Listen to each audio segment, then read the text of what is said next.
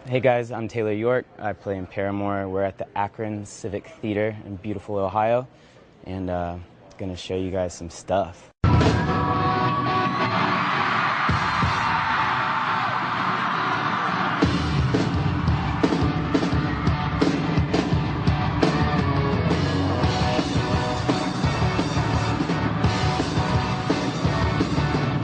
So for a long time I had a pedal board, actually probably a little bit bigger than this, and I had about 20 pedals in line. Like, I didn't even have a looper, which was kind of scary. If one pedal went down, my whole board was out. But I kind of held on to that for a while. Just like, was like romantic to me or something. But this record, I finally bit the bullet and went to a MIDI setup with the Mastermind. So, which is great because I just don't have to tap dance as much, and I was never very good at it. But yeah, this makes it a lot easier. But I kind of have it set up with a bunch of instant access to try to make it feel like a pedal board, just being able to hit pedals on and off. Yeah, I have a few like momentary things just to kind of be able to quickly stab in effects, which has been really cool.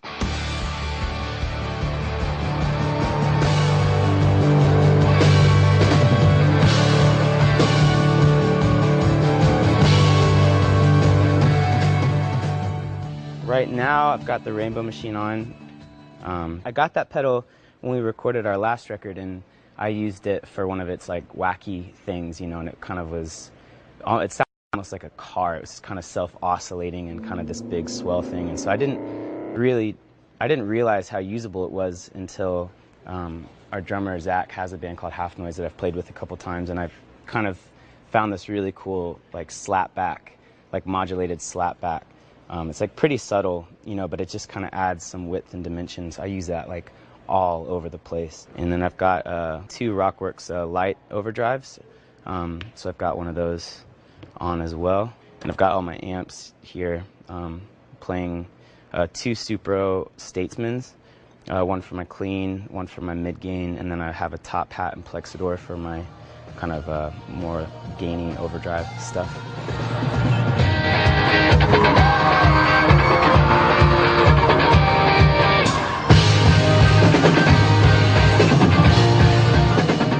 My guitar tech and friend Riley put this together. He came over in Nashville and we kind of dreamed it up. But yeah, this top drawer is, you know, pitch and compression and drives.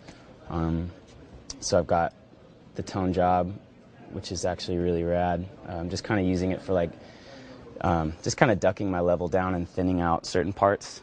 And then, yeah, the dirt transmitter. The terminal is really cool. Got it because Kevin Parker has it, because everyone loves Kevin. But yeah, these are the two Rockworks, the light ODs, which are just some of my favorite overdrives. I got the Pog MIDI modded, which has actually been really cool.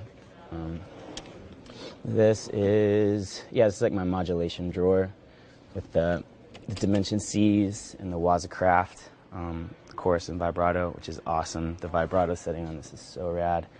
And the Grand Orbiter, which is just, I don't know, like I feel like phasers are always really tricky, and that one is just kind of seems to fit like really well. Like I think all the controls, like you can really dial it in right, you know. Front of house guys always like turn the resonance down, and I feel like I'm always able to kind of rely on that one. And then this is the reverbs. Rainbow Machine, which is not a reverb, but Rainbow Machine, the Empress. Wait, this is the what is it called? Ecosystem. Yeah, the Mantic Proverb, the Context, Things Insane. Yeah, and the reverb and the Mr. Black Supermoon.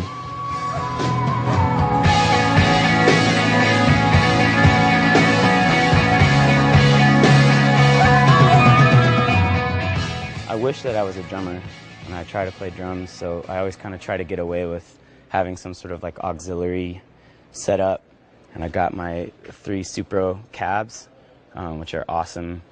I switched them and drilled holes on the bottom so I could make them vertical instead of horizontal. But those cabs are like they're open back, but it's like a smaller cavity in the back, so it's kind of like a really cool.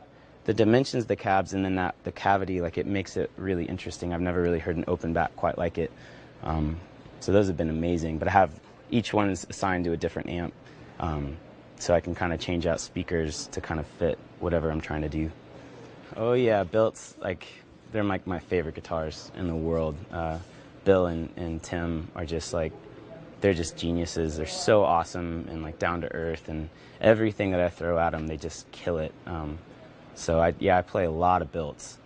This was one of the first ones that I had made by them. I had like a Gibson Midtown that I used a lot on the last record, but there's a few things I kind of wanted to change about it. So they kind of made me a Midtown-inspired Volare, which I've made a few different versions of that. But I love Starcasters like everyone, and but it's kind of cool to be able to make it fit me more, you know, and get the neck right. And these are bare knuckles. They made me like a couple prototypes a while ago, and they just sound rad. Like I do a lot of P90s in the neck with like humbuckers in the bridge, and I've got kind of just more. I used to I had these Fender Jazzmasters that I had them make me just kind of turn them into Les Pauls, and so I had Bilt kind of make me the same thing, and these guitars are so solid. So yeah, it's another. I think it's like a Lawler Imperial. And I think it's a bare knuckle Mississippi Queen P90. Oh, this one's really cool. They just came out with that guitar called the Corvair, which is so rad. So we just made like kind of like a wacky pickguard for it. It's got like a reverse headstock, which still trips me up all the time. It's kind of funny when you're tuning and you have to like look at what key it is because you're not used to it. This thing sounds awesome. I actually don't have a guitar that sounds like it. It's really interesting. And this is a new one that I actually got from Supro. It's the Coronado 2.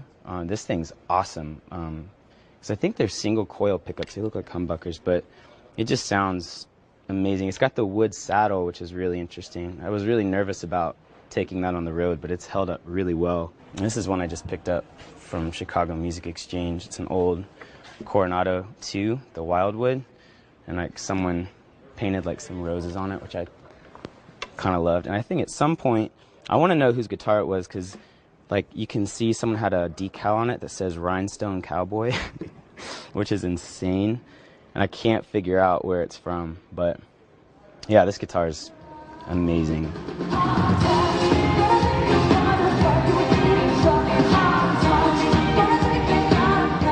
Yeah, I'm constantly buying pedals and looking on Reverb, and like I'm kind of obsessed with it.